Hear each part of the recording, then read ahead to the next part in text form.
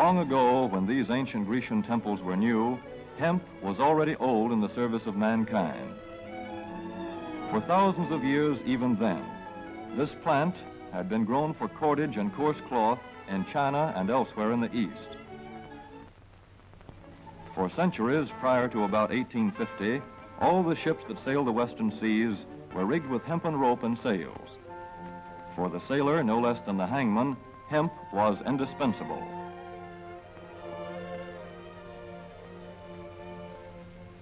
A 44-gun frigate, like our cherished old Ironsides, took over 60 tons of hemp for rigging.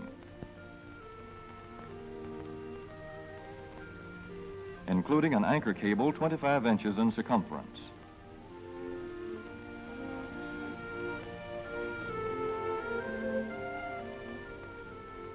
The Conestoga wagons and prairie schooners of pioneer days were covered with hempen canvas. Indeed, the very word canvas comes from the Arabic word for hemp. In those days, hemp was an important crop in Kentucky and Missouri. Then came cheaper imported fibers for cordage, like jute, sisal, and manila hemp, and the culture of hemp in America declined. But now, with Philippine and East Indian sources of hemp in the hands of the Japanese, and shipment of jute from India curtailed, American hemp must meet the needs of our Army and Navy as well as of our industries. In 1942, patriotic farmers at the government's request planted 36,000 acres of seed hemp, an increase of several thousand%. The goal for 1943 is 50,000 acres of seed hemp. In Kentucky, much of the seed hemp acreage is on river bottom land such as this, along the Kentucky River Gorge. Some of these fields are inaccessible except by boat.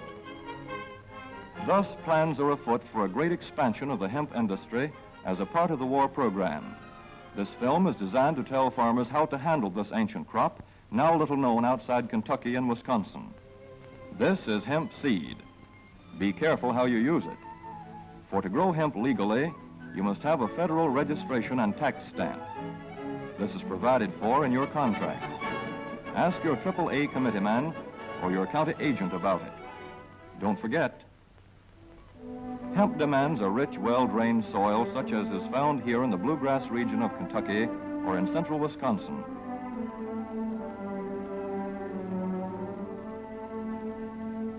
It must be loose and rich in organic matter. Poor soils won't do.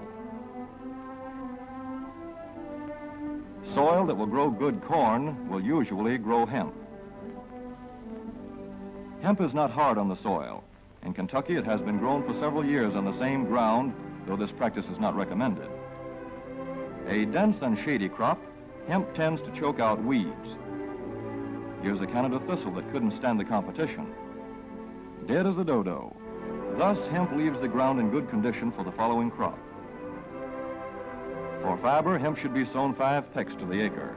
With drill, the closer the rows, the better. These rows are spaced about 4 inches.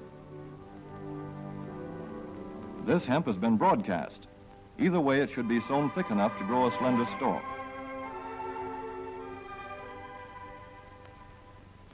Here's an ideal stand. The right height to be harvested easily, thick enough to grow slender stalks that are easy to cut and process.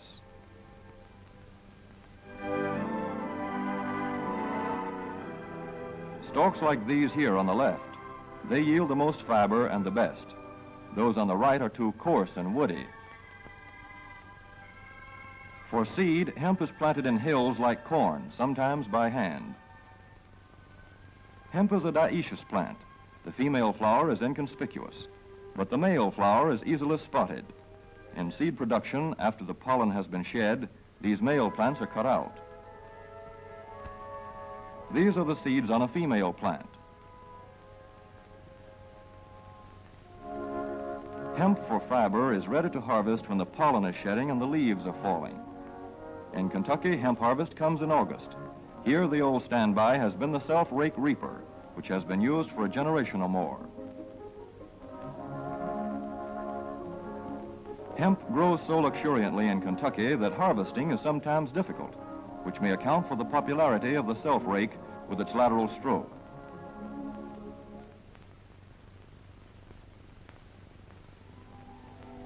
A modified rice binder has been used to some extent. This machine works well in average hemp.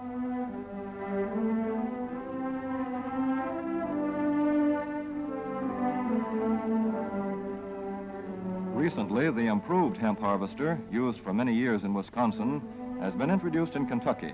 This machine spreads the hemp in a continuous swath. It is a far cry from this fast and efficient modern harvester to the Armstrong model of yore. But here's one kind of harvester, at least, that doesn't stall in the heaviest hemp. In Kentucky, hand cutting is practiced in opening fields for the machines.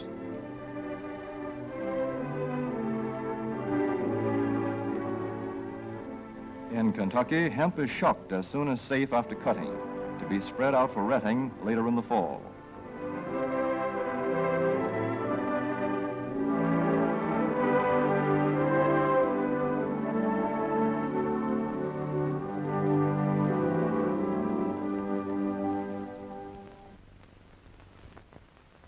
In Wisconsin, hemp is harvested in September.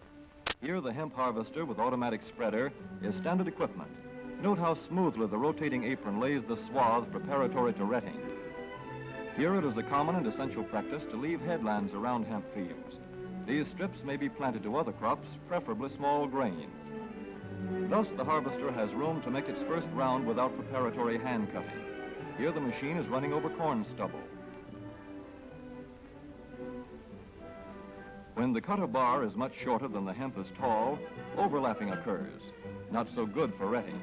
The standard cut is 8 to 9 feet. The length of time hemp is left on the ground to ret depends on the weather.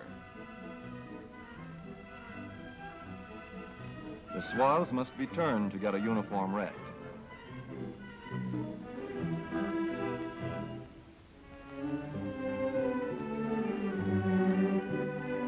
When the woody core breaks away readily, like this, the hemp is about ready to take up and bind into bundles.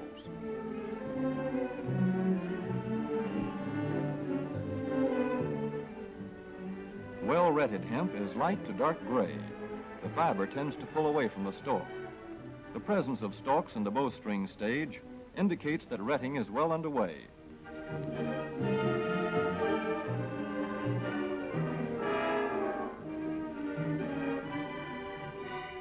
When hemp is short or tangled, or when the ground is too wet for machines, it is bound by hand. A wooden buck is used. Twine will do for tying, but the hemp itself makes a good band.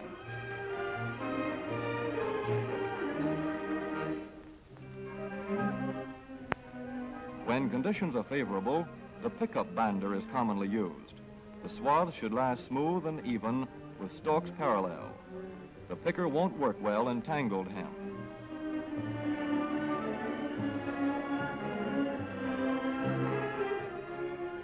After binding, hemp is shucked as soon as possible to stop further retting. In 1942, 14,000 acres of fiber hemp were harvested in the United States. The goal for 1943 is 300,000 acres. Thus, hemp, Cannabis sativa, the old standby cordage fiber, is staging a strong comeback. This is Kentucky hemp going into the dryer of a mill at Versailles.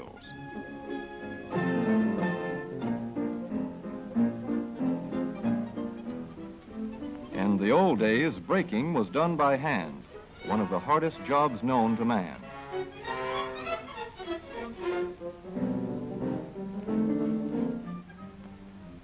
Now the power breaker makes quick work of it.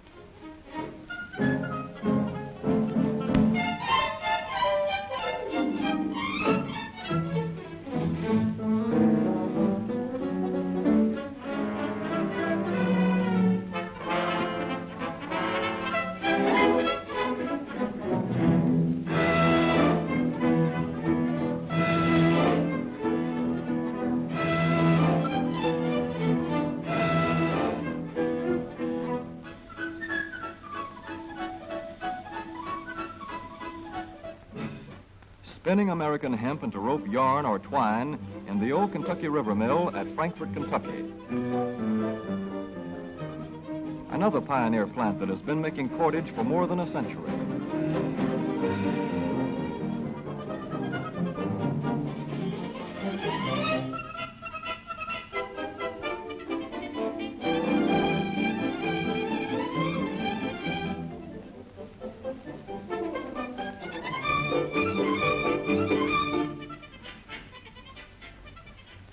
All such plants will presently be turning out products spun from American-grown hemp. Twine of various kinds for tying, winding armatures, and upholsterers' work. Rope for marine rigging and towing, for hay forks, derricks, and heavy-duty tackle. Light-duty fire hose. Thread for shoes for millions of American soldiers. And parachute webbing for our paratroopers.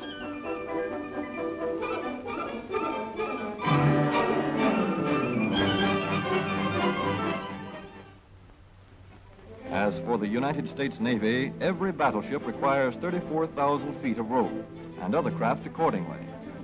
So here in the Boston Navy Yard, where cables for frigates were made long ago, crews are now working night and day making cordage for the fleet. In the old days, rope yarn was spun by hand.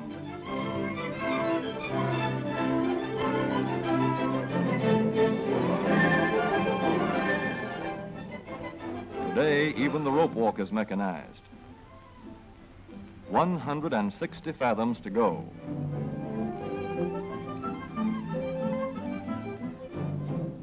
The rope yarn feeds through holes in an iron plate.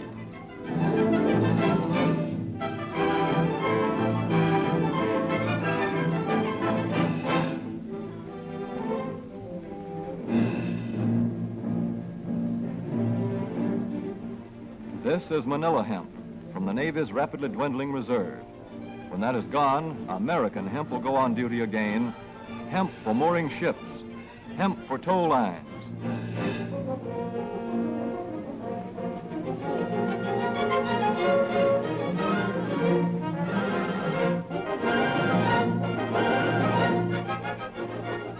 Hemp for tackle and gear. Hemp for countless naval uses, both on ship and shore. Just as in the days when old Ironside sailed the seas victorious, with her hempen shrouds and hempen sails.